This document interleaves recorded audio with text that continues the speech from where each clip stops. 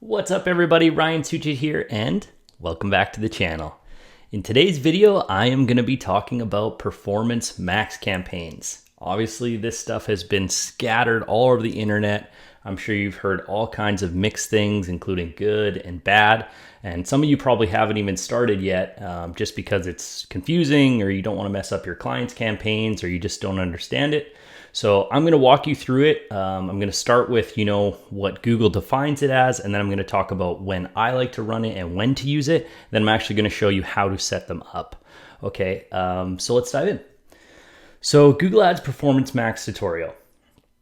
What is Performance Max? So Performance Max is a new campaign type. Okay, just like anything else, you just click New Campaign and then you could choose Performance Max.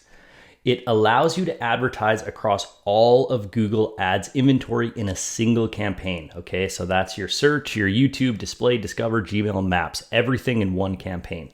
It's almost fully automated, so it uses smart bidding.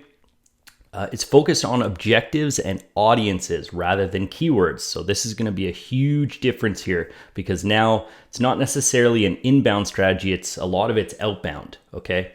It replaced smart shopping and local ads. So this is taken over. You can't run those ones anymore. At least I think they're already done now. And this can be used for service businesses and e-com as well. So why Performance Max? This is in Google's words, okay, not mine. Unlock new audiences across Google's channels and networks. Okay, so for them, what they're basically saying is we're unlocking new opportunities. Since we're not locked down by keywords, we're going after audiences, and it's also a goal-based type campaign. So Google is going to use a lot of different signals to put us in front of who they think are really good people, and we're going to unlock, new audiences and new opportunities to get leads. Okay, drive better performance against your goals. So again, you select your goal and Google tries to put us in front of the people that are going to do that goal, right? Call us, do that type, buy from us if it's e-commerce, that type of thing. Get more transparent insights. I don't know where they get that from because that's not true, but we'll get into that later. Steer automation with your campaign inputs. They're basically trying to tell us we have some type of control, which we have a little bit, but not much. Simplify campaign management and easily optimize your ads. This one's true because they did take a lot of it off our hands. We essentially set things up and we kind of let it run. Okay, there are a couple things we could do, but it really is a set and not forget, but they're doing a lot of it for us. The cons, massive loss in control at the moment. Okay, so we don't know what we're going to see in the future, including search terms. So there's lots of branding competitor that I suspect a lot of this is coming from, because for some of my Performance Max, to be honest, they're performing pretty well in terms of conversions and cost per conversion. But like anything else, when Google hides the search terms from us, we have no idea if those people are converting from a brand search, a competitor, an accidental search, spam, bots, all kinds of things, right? Because we're not seeing the inside.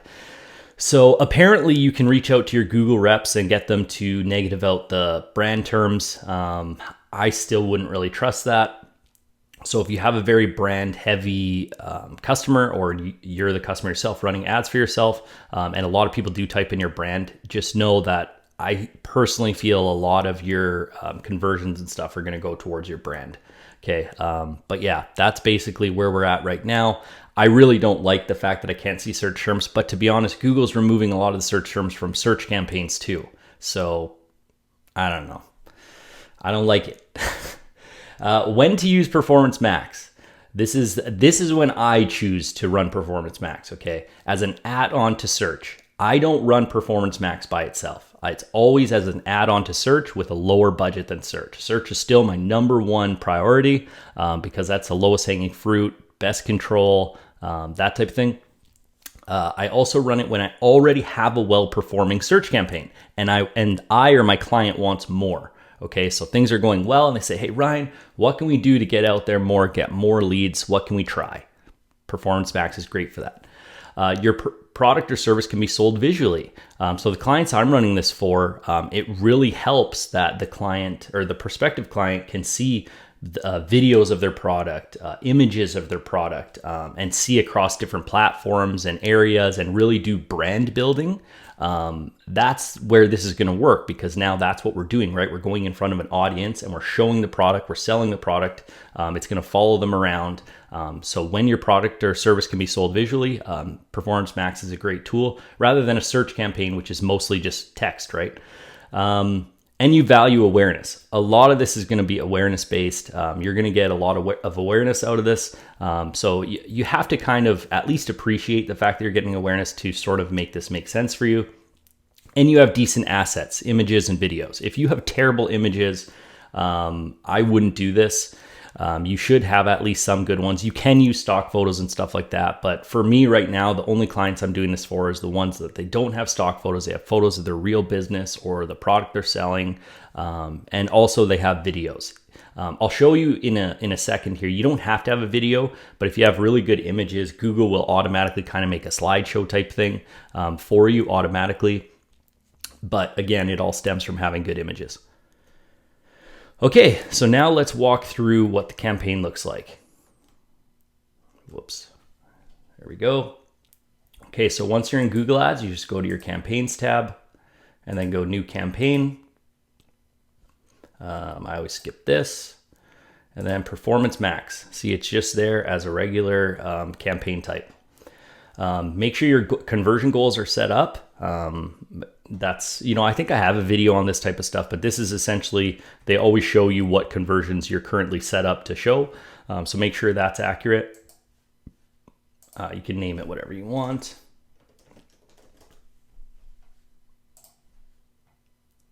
I'm gonna start new. Okay, budget per day, again, whatever you want. I'm just gonna go $1. Oh, it's telling me, well, sure. What do you want to focus on? So you have a couple options. You have conversions or conversion value, and you could set a target CPA. Okay, so I usually, again, I use this as an add-on to search. So I look at my search campaign, how's that performing? Let's say my search campaign is getting like $100 cost per conversion. I might set this to either 100 or I might get aggressive and set it to 50, 75 just to see what the system can do. Okay, I'm just gonna put $10, whatever, just for a demo. A lot of this is pretty standard stuff. Set your location, your language, final URL expansion. Essentially, this basically updates, let's see, I'll just read it to you. Google will automatically update the headline for each ad to match search intent and drive to the best landing page for conversion. I personally usually don't do this. I usually only like to set them to the URLs I provided, and I don't like Google updating my headline either. You can do your ad schedule, start date, campaign URL options. I'm just gonna go ahead and do this. Okay, so now the first difference, it's called an asset group, basically just an ad group, okay? But to me, it is a little bit different than an ad group, because what I'm noticing I'm doing for Performance Max, and I don't know if this is just for the clients I've done this for, is I am combining more into one. Whereas ad groups, I'm pretty adamant about splitting things out by like specific services. But a lot of the times I'm mixing in maybe a couple services. They still are very close. You know what I mean? Like I'm not totally just shoving everything into one asset group. But for a lot of my clients, they have the same images and that type of thing. So I've been taking like, say, the best ad group or maybe the top 2 ad groups from my search campaign and then making an asset group out of them.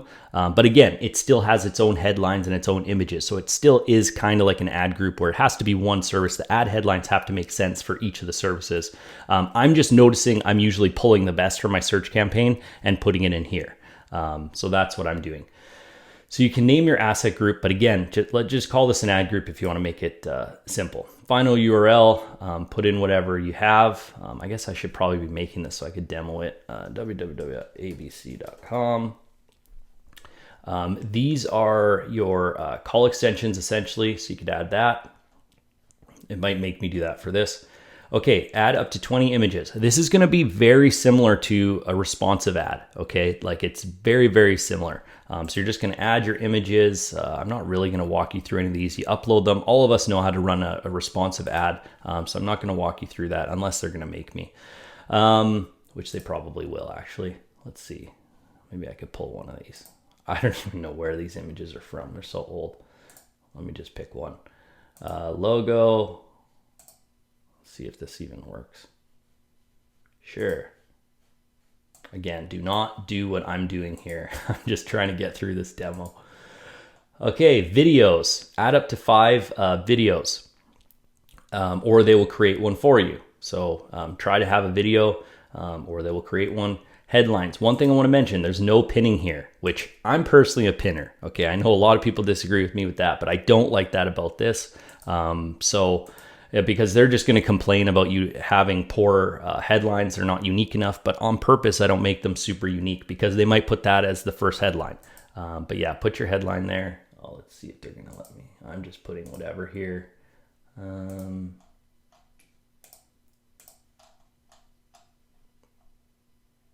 Okay, let's see, long headline. This is my long headline. Again, I'm not walking through how to create a good ad. All of us know how to do that. Whoops. I'm trying to get these descriptions on here.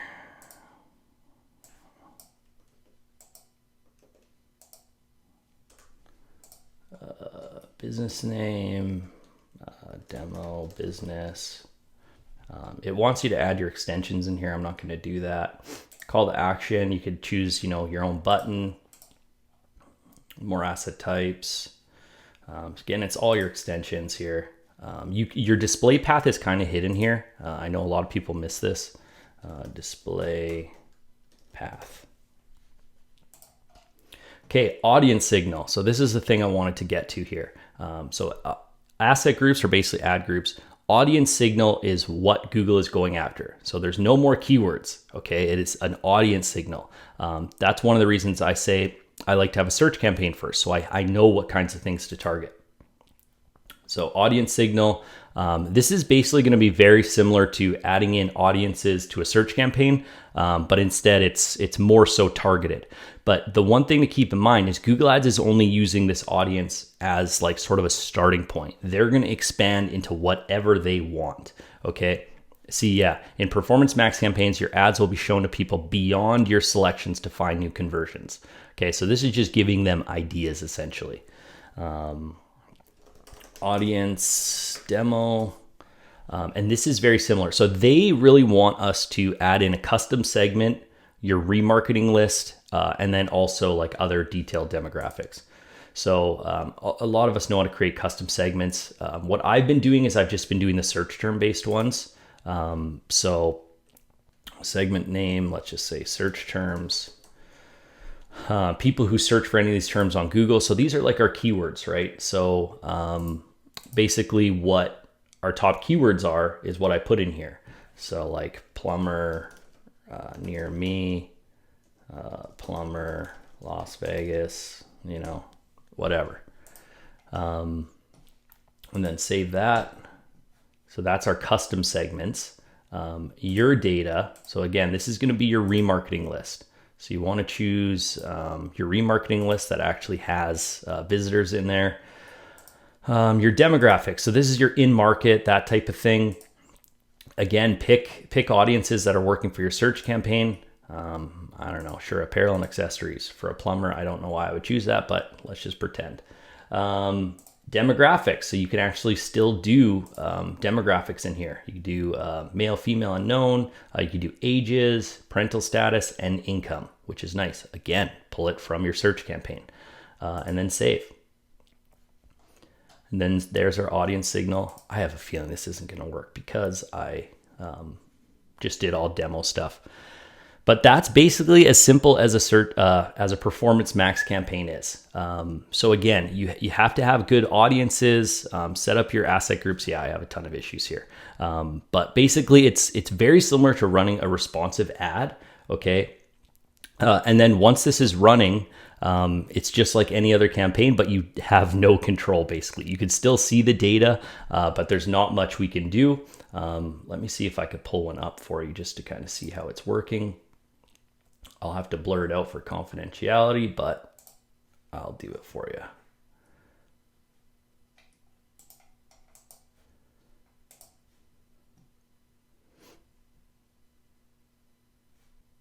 Okay, so here's our Performance Max campaign that I'll show you. Let me just see. So there's an overview, very similar. Recommendations, insights is what I kind of want to show you here. So as I mentioned, I think I said there's no search terms. There are top search terms, okay? And top search term themes. I don't know how these work necessarily. Are these just the ones they want to show us? How are they pulling them? What's the actual search volume? How many clicks were there? What's the cost? Like, we really don't see much. They're just showing us some stuff here. Okay, and you can click down in them and see some ideas of what's converting and that type of thing. So we get some data, but in the end, we can't negative any of this anyway. And we can't really see the volume and we can't control any of it. So yes, we see some search terms, but I have a little bit of trust issues with it, to be honest. But you can play with that and see what's going on. At least it gives us something. Eventually, I really hope Google adds account level negatives, which I think I heard they are. So that'll be really, really nice, mainly for the brand and competitors and that type of thing. But again, if we're not seeing many search terms or know kind of what they're showing us, then we're only going to have very limited to what we're able to do. But it is what it is, right? Auction insights. You can go into your asset groups here. This is basically essentially just what I showed you in the demo, but you can kind of see your actual asset groups, edit them, edit your audiences, everything in there. See, here's going to be your asset group, and then your audience is here. So to edit it, you would just go edit audience signal, but to edit your assets, you would go edit assets. You can go view details, and you can look at your combinations. Very similar to a responsive ad. So I'm not going to walk through that. You can update your extensions here. You got your traditional settings, locations, ad schedule, so you can still update those. There's a little setting here, bid equally for, where'd that go?